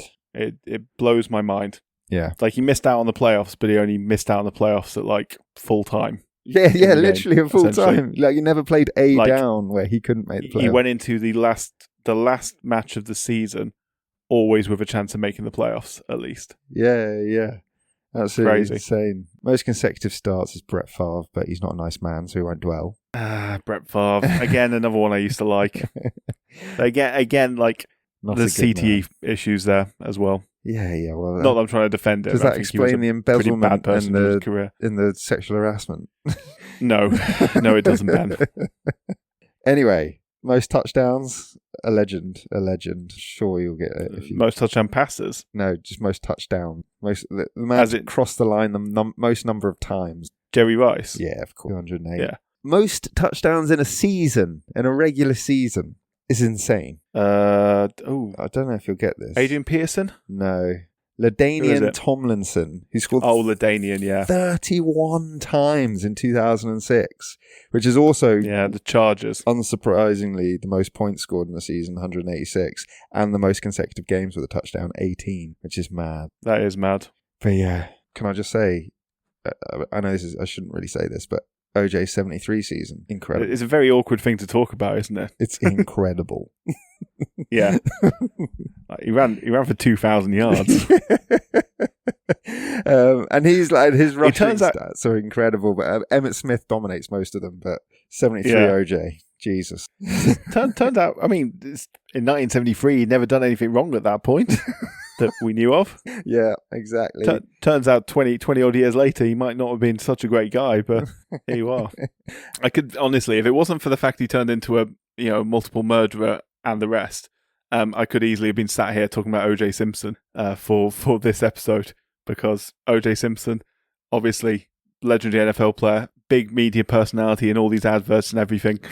In one of my favourite film franchises as well, the Naked Gun films, one of my favourite film franchises ever. Just turned out he was a murderer, and he's dead now, so he can't sue me, so I can say that. Just turns out he's a murderer. A small flaw. A bit of a character flaw, that. Yeah. I mean, QBs... Don't tell me you didn't do it. I'll just... Yeah. I'll transition to QBs from OJ. I'm not going to rehearse them all. Lamar's dominating the rushing. Yeah, nearly every other rep is dominated by Brady Breeze. Except for most interceptions and fumbles, which is Favre, which is funny. Brett Favre, yeah. I was going to say. Most sacked is Rodgers. This explains a lot. If you know anything about Aaron Rodgers' personality, that he might have taken more hits than anyone else. Yeah. Talking some crazy stuff, isn't he? That was an entertaining 2 years that he was at the Jets. I'm sort of going to miss him. I'm not going to miss him. I mean, teams... Give me Justin Fields any day. Who do you reckon is the regular season only, Jack? This is why I did this, because I thought it would be fascinating for you. Who do you think is the best teams in the regular season historically? Steelers. No. I mean, they are, but they're not the top three in terms of wins. Are you talking single seasons, or are you talking... Win percentage. Ever? Yeah. Okay. So not them. They are competitive. Cowboys, Redskins. Cowboys, yes. Redskins, no. One of them is obvious. And Patriots are probably on there for the last 20 years, or they're not. That doesn't get them. I don't think it remedies their average enough. One of them is one of them is really obvious. Like, they were really, really good back in the day, and then they got good again with Rodgers. The Packers. Yeah. So the Ravens, the Cowboys, and the Packers have a win percentage of 57%. The Ravens are the others. Okay, fair enough. I was going to say the 49ers next, so thank you for that. Save me that. Yeah, and the Packers have won the most games, regular season games. The Steelers have won the most since 1970. Yes. I didn't realize you were going pre-merger as well, so... Yeah, well, I think the stats include pre-merger, which is a bit annoying. Yeah. And you've already mentioned that the Patriots are the only side to go 16-0, but the 2015 Panthers, 2011 Packers, 2004 Steelers, 1998 Vikings, 1985 Bears, and 1984 49ers have all gone 15-1. 1985 Bears deserved more. They deserved 16. That was an incredible team. Yeah. Best defense in sports history. And a hell of a song as well. Their Super Bowl song. Everyone should listen to it. Oh, nice. I haven't heard that. I will give it a listen. On the other end of that spectrum, 2008 Lions and 2017 Browns have gone 0-16, which is a bit grim. Yeah. Because, as you say, it doesn't happen often, but it does happen. Can happen. Guess who the worst team is by win percentage? Is it the Jets? No, it's not. This surprised me, actually. It should be. The worst team? Panthers? I don't know. The Bucks, which really yeah, surprised they me. were really, really bad when they first started. Yeah, they were longest really losing bad for a streak. few years. They've They've won a couple of bowls, though, so fair play to them. They have. Yeah, longest losing streak ever as well from them, 26 games in a row. Most losses, though, as in total number of losses, is the Cardinals and the Lions, 812 and 700. Yeah, but both two really old teams as well will contribute to that. And the Lions, hilariously, consistently awful team over the past 30 years, until recently when they got good and should have won the Super Bowl this year, and then just went shit in the playoffs. Bless them. The only other stats I'd sort of drilled into, just because I thought it was fun given the game, was most ill-disciplined team ever. Bears. I mean, actually punished. Raiders. And Raiders, the Oakland Raiders. The 2011 Oakland Raiders conceded 163 penalties in the regular season. That's a cultural thing.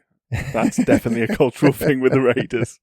No one likes us and we don't care, that attitude. Yeah. Bit Millwall. The Millwall of the NFL. But yeah, I just thought those stats were fun because nobody really delves into the regular season because obviously the regular season is the preamble for the playoffs. So, it's a strange concept in that sense. NFL, isn't it? Like it doesn't really count for much, but there's a few interesting trends in. Yeah, I mean, I don't mind the playoffs in so much as like you don't get that many dead games really. You don't get that many sort of like dead rubbers.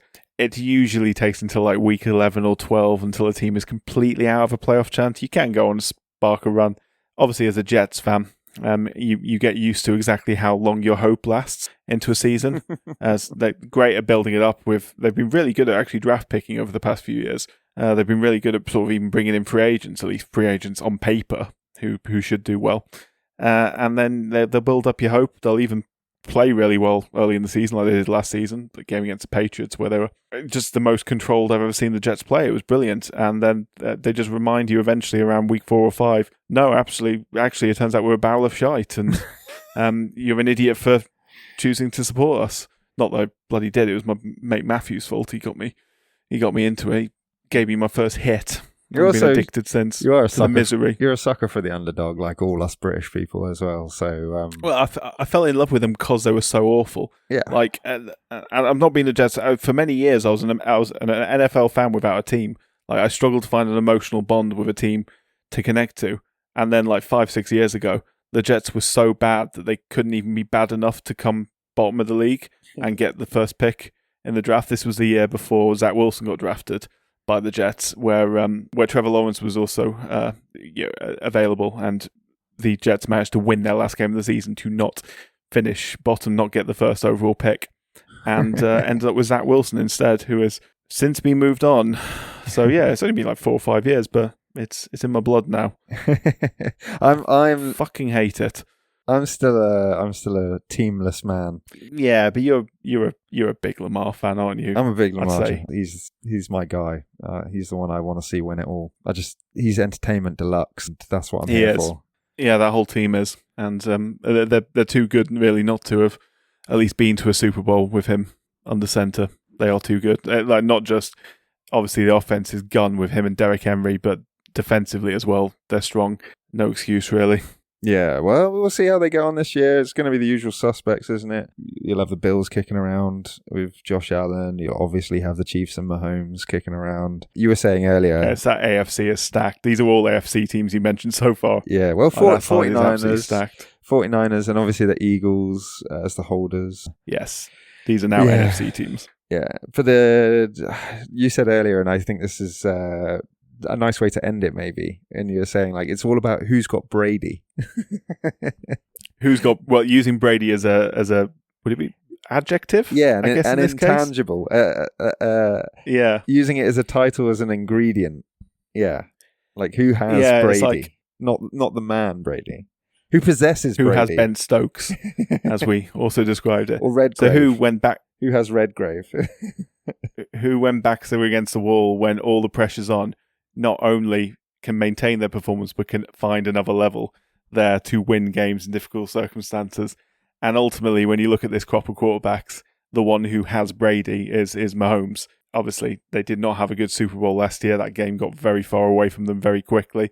And the Eagles are a unit and certainly fully deserve that. But the amount of times Mahomes has dragged them out of shitty situations or risen above it towards the end of tight games. And Allen's not quite done that yet. And Jackson's certainly not done that yet. And others who are, I wouldn't say they have Brady quite yet, but it's what Tom Brady did. Whenever the backs were against the wall, he'd find another gear and rise to new levels.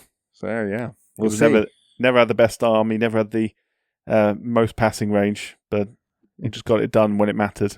Well, exactly. That's why he's the GOAT. And we will see. We'll see who our candidates are at the end of the regular season. That's the fun thing about the NFL. And then we'll come back for the playoffs to see who's on the shortlist to win it all. Indeed. Anything else, or shall we leave it there? I mean, we've gone long. It's NFL, and we've gone long again. Yeah.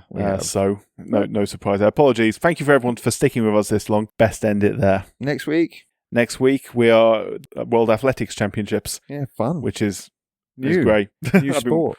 We will be talking about drugs, baby. We are going to be talking about drugs, and some absolutely gun athletes. And, very fun history. Athletics goes back further than them all. So we're not going to do the history of athletics because we'll be going back to ancient Greece. But we'll save that for the Olympics. It's one of the purer sports. We're looking forward to getting into it. So yeah, hopefully join us then. I should have said, where can you watch the NFL? In the UK, it's Sky. In America, or the NFL Network. And in America, you don't need me. So let's not worry about that. Cool. Just a tip for anyone who did want the NFL Network and has a friend who also wants the NFL Network.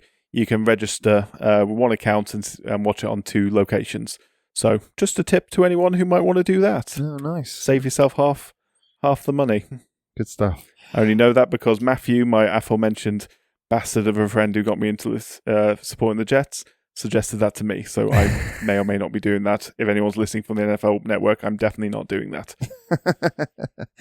Nice. All right, then. Leave it there. We'll squeeze in volleyball when we can. Otherwise, see everyone for athletics. Yeah, can't wait. All right. Well, we best go watch Liverpool versus Arsenal. Indeed. Which is still 0-0 because it has actually kicked off. We've gone so long. Yes. Okay, let's go. See you in a bit. All right. See you, mate. Bye, mate. Bye. Once more, thank you for listening to the Sporting Almanac podcast. If you enjoyed this episode, then as always, a like, a subscribe, a rate, or a comment would be great, but please tell people about us. Graffiti our name on bus stops, set your out of office to listening to the Sporting Almanac. Any way you can get our word out truly means the world to us. Our theme tune is Oh Yeah by Harmonia Productions. You can find us on Instagram and Blue Sky at The Sporting Almanac, or drop us an email at thesportingalmanacpodcast@gmail.com. Next up, we're talking athletics ahead of the World Championships in Tokyo. Until then, whether you're a rookie or all Madden, sport is nothing without the history that makes it. Goodbye.